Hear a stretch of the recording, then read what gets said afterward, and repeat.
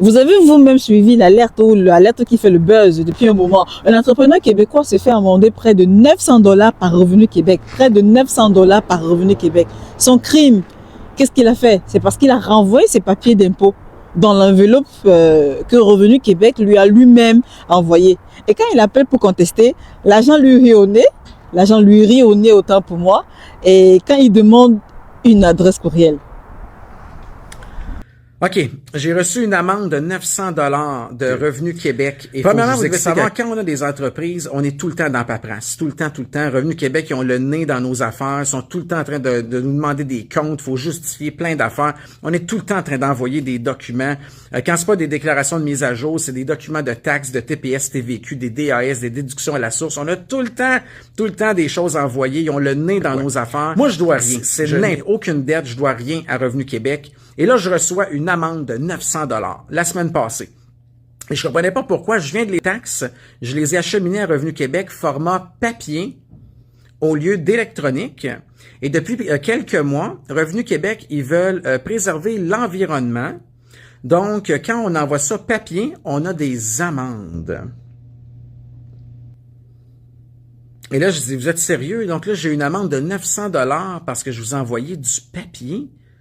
Et il me dit oui, il dit c'est ça, il dit on a vu ici, je l'ai ici dans le dossier, juin 2025, votre rapport de taxe, vous l'avez envoyé papier, donc on vous a donné 100 $ d'amende pour ça. En septembre 2025, vous l'avez encore envoyé papier, c'est un 250 $ d'amende de plus. Et en décembre 2025, même chose, vous l'avez envoyé papier, c'est un autre 250 $ d'amende. Vous arrivez à 600 $ d'amende, plus les intérêts, plus les frais. On est rendu en mars 2026, donc là, vous devez 900 $ d'amende. Et là, j'ai mal à la tête. Aujourd'hui, on décortique cette histoire absurde, je dirais bien absurde. Eh oui, c'est la saison des impôts. On répond à sa question. Mais où est-ce que c'est écrit? Et je vous donne la solution pour qu'il puisse récupérer son argent. Et je vais aussi vous parler d'un autre piège fiscal que personne ne vous dit. Oh. Oui, qu'est-ce que je disais? Oui, que personne ne vous dit quand vous commencez à recevoir du chômage. Je l'ai vécu moi-même. Allez, c'est parti. Le monsieur a raison de poser cette question, d'accord? Ça arrive et ça peut arriver à tout le monde. Et la réponse est simple. Elle est officielle, elle est publique. Et elle est sur le site de Revenu Québec noir sur blanc. Donc, pour les entrepreneurs et les sociétés, la loi oblige depuis janvier 2024, autant pour moi, sauf erreur de ma part, de transmettre toutes les déclarations par Internet. Ce n'est pas une option, c'est une obligation légale. Ça, c'est sûr. Donc, l'agent ne lui a pas très bien expliqué clairement. Ça, c'est normal, c'est pour ça qu'il lui a rayonné. Mais la règle existe bel et bien. Maintenant, essayons de comprendre le piège. Comprenons le piège. Revenu Québec lui envoie un formulaire papier. Lui, de bonne foi, il remplit et le renvoie. Et boum, l'amende tombe. 900 $ d'amende. Mais pourquoi? Parce que ce formulaire papier n'est pas une invitation à communiquer par courrier. Vous comprenez un peu? C'est juste un document de travail. Est-ce qu'on est d'accord là-dessus? Donc, la loi l'oblige à saisir ces données dans un logiciel qui l'autorise et la transmettre par Internet. Donc, il doit utiliser le logiciel pour transmettre ces documents par Internet. Donc, c'est un peu comme si un policier vous donnait une contravention une contravention. Une contravention, je sais pas, je prononce mal, et que vous la renvoyez par un mot au lieu de la payer en ligne. Donc, la méthode n'est pas la bonne. Ce qu'il a fait n'était pas la bonne méthode. Le bon processus pour un entrepreneur, c'est quoi? C'est qu'il reçoit le formulaire papier, ça c'est normal, ok? Mais il ne doit pas le renvoyer par la poste. Ce qu'il doit faire maintenant, c'est quoi? C'est qu'il doit utiliser les infos de ce papier pour remplir sa déclaration via un logiciel autorisé et la transmettre par Internet via le service sécurisé de Revenu Québec. Et ça, c'est la seule façon d'être en règle. Est-ce qu'on se comprend? Ça, c'est pour les entrepreneurs.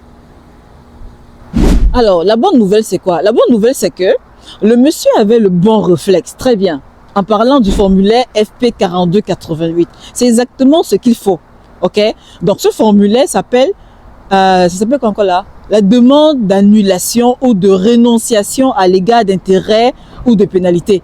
Et l'argument embêtant qu'il doit utiliser est celui-ci. Si ça vous arrive prochainement, si jamais ça pourrait vous arriver, vous pourriez dire ceci: j'ai subi ces pénalités parce que je suivais la procédure implicite que Revenu Québec m'indiquait en m'envoyant les formulaires papier. Je n'ai jamais été informé clairement de mon obligation de transmission par Internet. Ceci ou bien ce qui a causé ces amendes à répétition, parce que le monsieur a reçu des amendes. Chaque année, il recevait et il ne comprenait pas pourquoi il recevait. Et attention, l'ironie de la chose, c'est quoi? L'ironie de la chose, c'est que pour envoyer cette contestation, ce n'est pas par courriel. Mais non, ne faites pas l'erreur. L'agent avait raison sur ce point. D'accord? Donc, le courrier n'est jamais utilisé pour des documents officiels. Le courrier n'est jamais utilisé pour des documents officiels. Donc, vous envoyez par la poste ou via votre mon dossier sécurisé. C'est dans votre dossier Québec, mon dossier sécurisé. Vous envoyez à l'intérieur et c'est la bonne procédure. Maintenant, essayons de rester dans le thème des impôts. Et je vais vous parler de mon cas.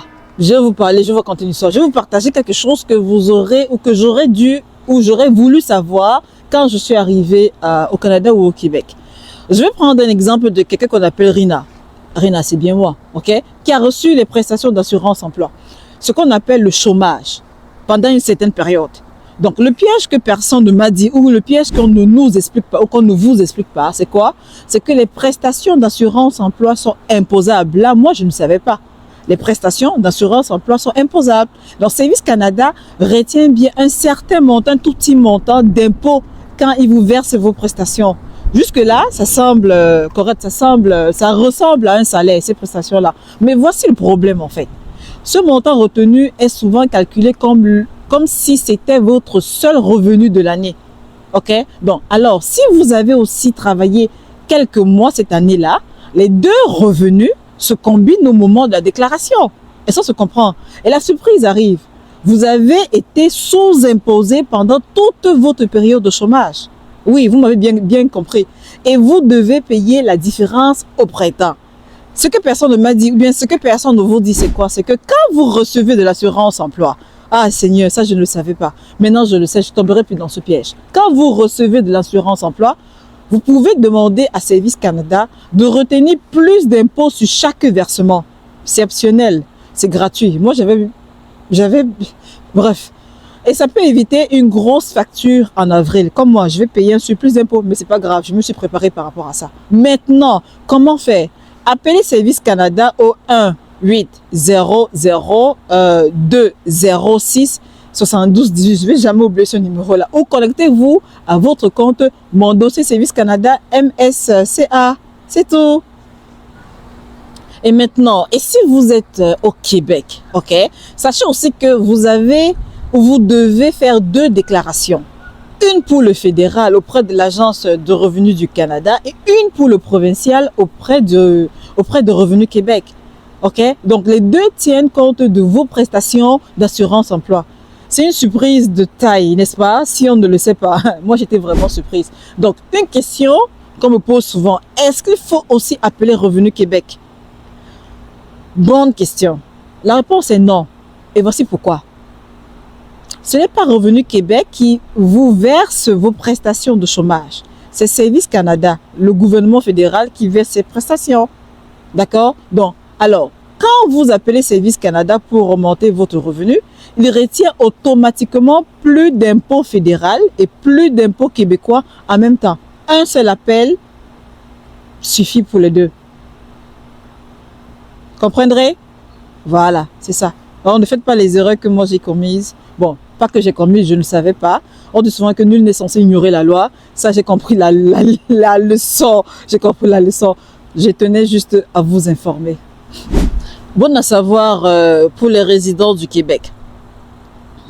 Un seul appel à Service Canada au 1-800-206-7218 couvre les 2 impôts, le fédéral et le provincial. Donc, pas besoin d'appeler Revenu Québec séparément. En février qui est passé, vous avez certainement reçu un feuillet T4EQ, entre parenthèses. C'est le même T4E, mais avec une copie supplémentaire à joindre à votre déclaration provinciale Revenu Québec. Donc, ce feuillet montre ce qui a été retenu pour les 2 paliers du gouvernement.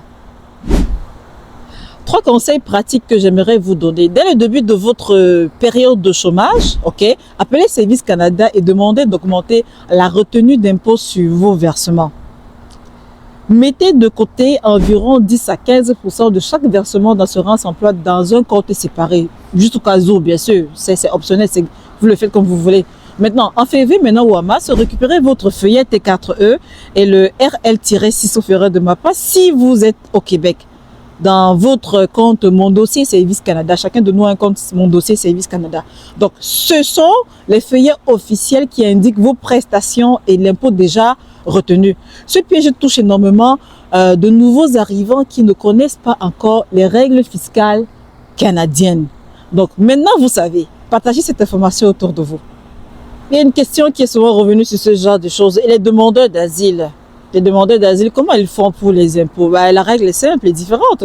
Pour les particuliers, les demandeurs d'asile, vous pouvez tout à fait envoyer vos déclarations par la poste. Jusqu'aujourd'hui, c'est encore, on le fait toujours par la poste. Vous n'êtes pas obligé de faire ça en ligne. D'abord, de toutes les façons, la poste est encore acceptée et c'est sécurisé. Par contre, si vous devez... Qu'est-ce que je veux dire par là? Oui, par contre, si vous devez contester une amende ou envoyer un formulaire spécial comme le FP 4288, c'est toujours par courrier postal ou via Mon Dossier. Jamais par courriel, jamais par courriel. Ce que vous devez savoir, c'est qu'il existe des cliniques d'impôt gratuites dans plusieurs quartiers, dans plusieurs de vos quartiers au Québec, notamment pour les personnes à faible revenu et les nouveaux arrivants. Ces cliniques peuvent vous aider à remplir vos formulaires correctement sans risque d'erreur. Donc, renseignez-vous auprès des organismes communautaires et de vos quartiers. Et j'aurais même encore suivi dernièrement, pas plus tard qu'il y a quelques jours, que Revenu Québec aussi aide les gens à faire leurs impôts. Mais non, et serez-vous à l'aise à communiquer à Revenu Québec de faire vos impôts pour vous? Ça dépend de vous. Et voilà, l'histoire est absurde, mais la règle, bien, elle existe.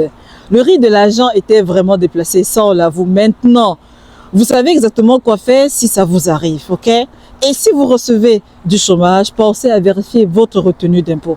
Une petite action maintenant, ça peut éviter une grosse surprise au printemps. Maintenant, partagez cette vidéo pour aider ce monsieur ou des personnes qui sont dans le besoin et tous ceux qui pourraient tomber dans ces mêmes pièges.